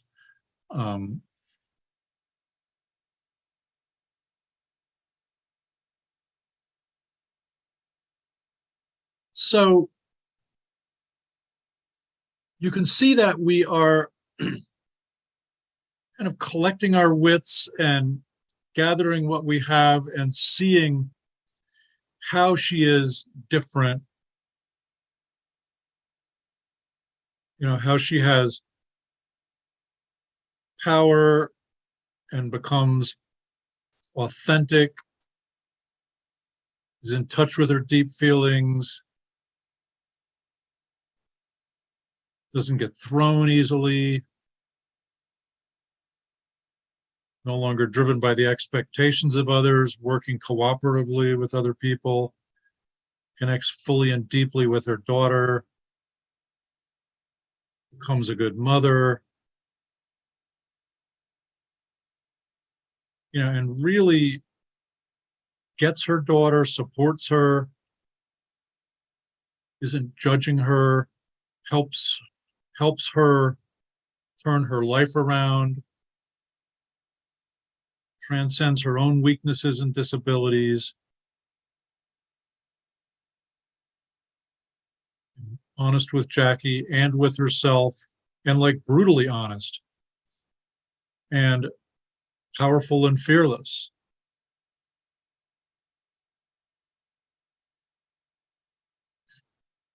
So our understanding of the theme is starting to gel. At first, we had a sense of it, especially like early on in the story, we could see where the story was going.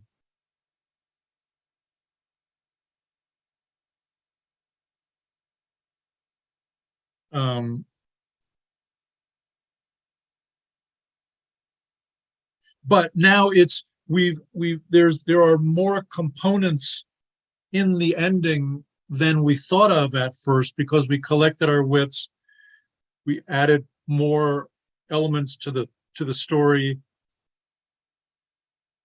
and pulling all those together, it starts to gel, because it's not only about her sense of power, but it's about really being a good mother and really being part of a team. And Rich can't push her buttons anymore, and she's brutally honest with herself. I could see her saying something to Rich like, let's face it, I was always a pushover and you could do whatever you wanted, and well, that's not me anymore.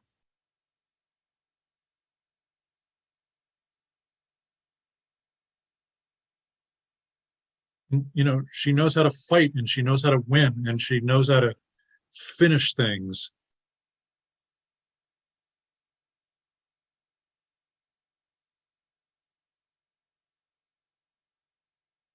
So, like, let's actually go back to this quote from, let me just grab it and bring it over, from Sidney Pollack about Tootsie, because it says so much.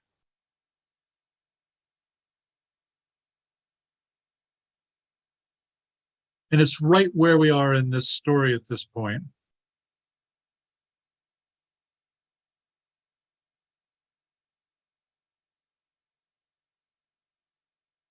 So he says, I concentrate very hard on understanding and articulating for myself and everyone else involved what I think the picture's about.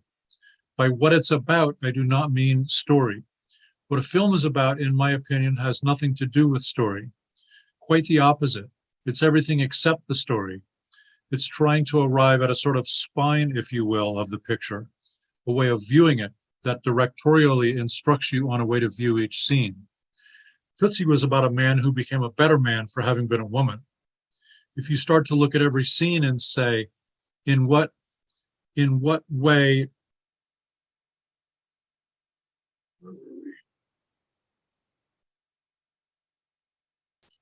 does this scene illustrate the idea of a man becoming a better man for having been a woman? You see that in the beginning, Tootsie works very hard to show you that part of him which needs redeeming. Because if he's going to be better at something, he has to be worse at it first. Devorah, can you please mute? Or I can mute you, actually. There we go. Because if he's going to be better at something, he has to be worse at it first. The minute I define that as an idea, I can begin to measure every scene against it in some way. That doesn't mean it's going to be a good movie. It just means that I know what it's about and can communicate that to the actors. So that's where we are at this point.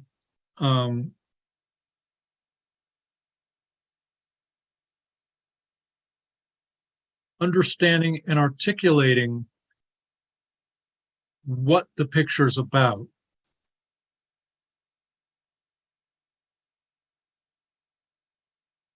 And we're really beginning to, it's really coming together here. And yet we don't have a thing like Becoming a Woman Made a Man out of Michael Dorsey, which is a very crystal clear articulation of the theme of Tootsie. But it took a while to get that. And what I'm also saying is don't rush it. Don't try to, it's like trying to have a baby when you're 3 months pregnant. Let it grow and develop. And spend time thinking about it deeply and what's really going on here at a deep level. There's a lot going on. There's a lot that comes together. There's a lot that changes. And you want to kind of just steep in that and let it grow in you and get to understand it at a deep level, because then you're not making a quick appraisal and running off. You're spending what might be, a couple months just soaking in this. And the more time you dwell in what she's going to be like at the end, the more that you will understand it at a deep level, and then gradually it will begin to crystallize. But the most interesting transition that I had was that when Jackie gives her a makeover and dresses her up as this ultra sophisticated European call girl, a little bit later, I was thinking about the ending, and I was thinking, she really is that person now. And it's not a sexual thing. It's not a hooker thing at all. It's just, I could see her dressed differently and walking differently and moving with more power and more confidence. And it's like completely like that, starting out as that like sophisticated call girl was like a stepping stone to seeing her as this different person. Jeff, Clothes, yes. She becomes an authentic person. Yes, of real power, but different. Like she dresses different, and her facial expression is different, and everything about her is completely new. But I could still see her like dressed really well, moving well, having nothing to do with being a call girl, but that image of her like resonating power stuck with me. And I was like, I can feel her at the end of the story.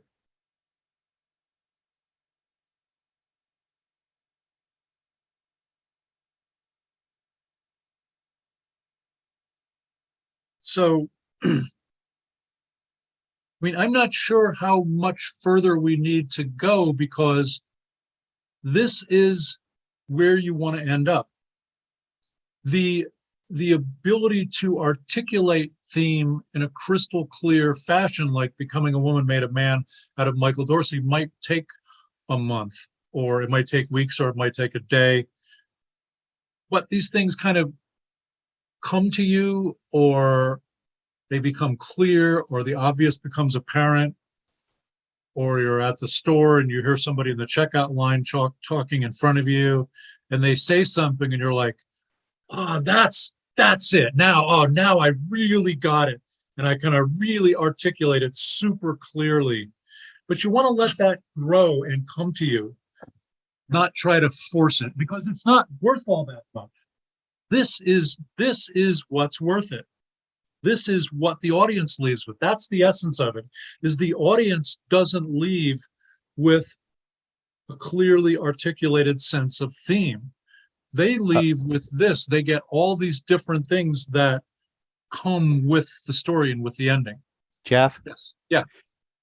what you're describing now, what she does to defeat Rich is the external hero's journey. And the way she does it is her internal journey as a character. So Yeah. when we're talking about theme, we're talking about the external journey of the hero.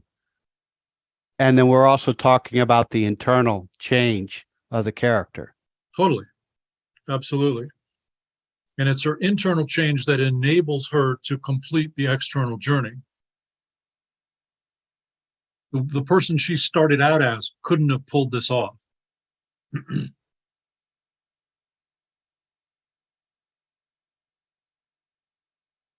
There was an old sign that I saw a picture of at one point. It was some factory in England, and it was a huge lever. And it had like ratchets on it, and you could lock it down. And it said, important. If two people locked down this lever, then two people have to open it up. Like if one person grabs it and unclicks it, it'll like rip their arms off.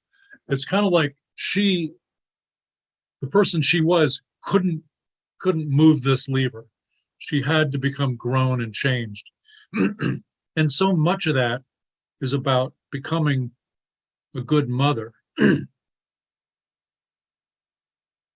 That really brings it together and consolidates it and drives it all.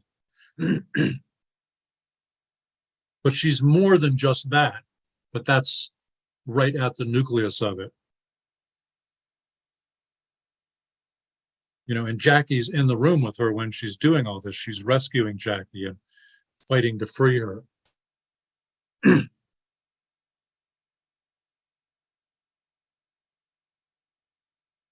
So does anybody have any questions, comments, insights, anything about this?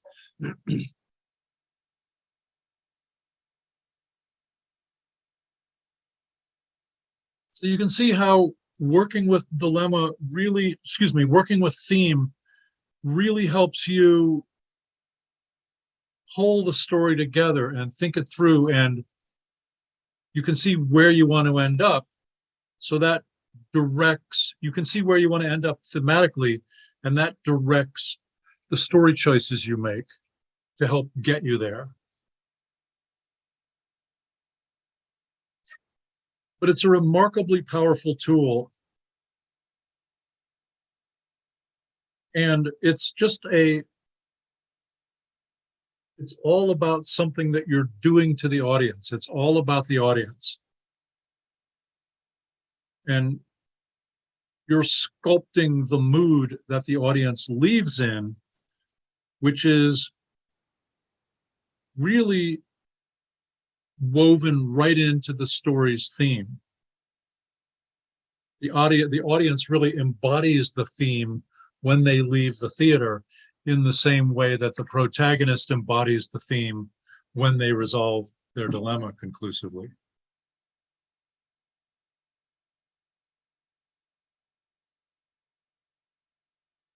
And so, you know, what you have in you is coming across through the complete action of the story in a powerful way. If there's something you want to say, even if you didn't set out to say it, it ends up coming across anyway. And you really want to beware of starting with the theme. It can totally be done, but it's easy to descend into preachiness and sort of lecturing rather than just telling a good story and the theme comes across. In fact, there's this one quote by David Mamet that says it exactly well. He says, "A story done well communicates the theme clearly and powerfully once at the end." He says, trust your story to do that. It'll come across. He said, those writers who are insecure about the ability of their story to communicate the theme clearly and powerfully once at the end resort to reiterating it constantly and beating you to death with it. It's in every 10th line of dialogue. It's in every scene, and they're so afraid you're not going to get it that they've ruined the writing by trying to overemphasize it. Just let it do its job and it'll come across. And it comes across through the way in which the protagonist resolves the dilemma. And you can see that in, like, if the movie is a tragedy or a play or a novel or a TV show or series, if it's a tragedy and someone has a lot of self-deception and misconceptions about how life really works, and their decision and action in the face of crisis is to drill down deeper into their dysfunction and the way in which they get things wrong and interact wrong with life, then the way that they finally resolve their dilemma might be to, lie to their best friend at the crucial moment and cause their best friend to die and get them killed, kind of like at the ending of Hamlet, where everybody dies because Hamlet couldn't, conclusively make a key decision when he needed to, because he kept asking too many questions. They were good questions, but he isn't able to take conclusive action. And so the way in which this character resolves his dilemma in this tragedy is to screw up yet again even worse and to go down with the ship. And that comes across to the audience, because a tragedy that's been done well is often about someone who we really care about, and their fundamental flaw takes them down. So it's a real shock to the system of the audience. Like, Hamlet was always the smartest guy in the room, and we like him, and we like the way he thinks circles around people. And yet the way that he lies to himself is what takes him down in the end. And it's a harsh wake-up call. And somebody once said the only way to have a drama of real power is a tragedy, because done right, it really knocks you for a loop. Now, I've thought about that for a while, and I really don't agree with it, because a great comedy can really have a powerful impact in the end. And like a great romantic comedy, it can really show you a way out of hell. And there's a lot of resolution and creative solutions in something like that. But I get what the person talks about, that you really want to be resolving something deep and powerful to give the audience something of substance. So, any questions, comments, insights? Sherry. Well, when I look at everything on the screen, to me, if it was my story, the theme would be she's becoming a mother. What it is to go from a woman with a child who's distant to actually becoming a mother. Like, she was just wealthy, it's this like accessory her daughter seemed like at the beginning with the preps, blah, blah, blah, I mean, that's just my thoughts on it. Yeah. It really shows you how to navigate life in a certain way and make things work, and make them work in reality, not, it's self-deception is so pervasive and so powerful that it's easy to think you're being a good mom when you're not, or being a good friend, or being a good wife, or being honest with yourself. But it takes a lot to get there, really, and it means a lot when you get there, and it changes a lot. So it's very universal. And yes, the core of it for her is good mother, but a man can translate that into their own life of being a good father, or being a good friend, or being honest with themselves. So yeah, you kind of like get to the nucleus of it and distill it and cook it down to its essence and imbue the story more deeply with that, and enhance your abilities to communicate the theme through imagery and symbols and dialogue, but doing it subtly and pervasively, where you're not beating anybody to death with it. It just tinctures all the scenes. And what was it that Sidney Pollack said? A way of viewing it that directorially instructs you on a way to view each scene. Colors everything, and it unifies everything in a certain way, clarifies everything, because you're getting at the essence of what the movie's about, rather than a general sense of what the movie's about thematically. Any other questions, insights, comments, anything? Okay, this was a good session, and I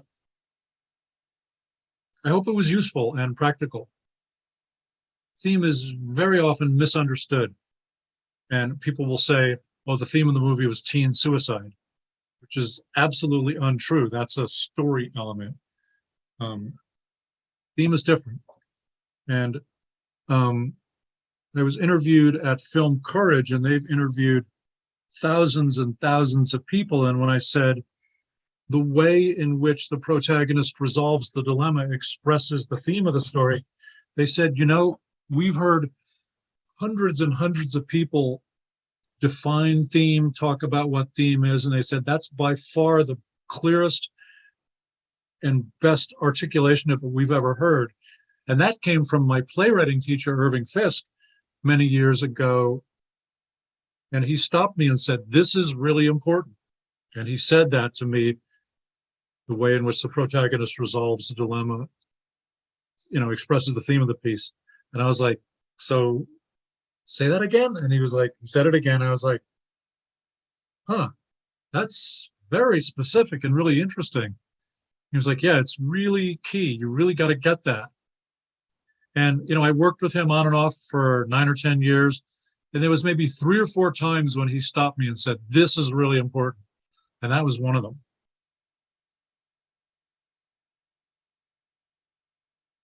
Okay, so that's about it. So I hope it was useful. I'm trying to be practical. Can you go home and actually use it? Otherwise, it was just a bunch of hot air. Okay, and I'll edit this. I'm not sure how soon I'll get to that. It takes a while. But I'll put it up on the subscription program, and it'll be there accessible if you want to watch it again. And the chapter in my book goes through a lot of this as well. Okay, thank you.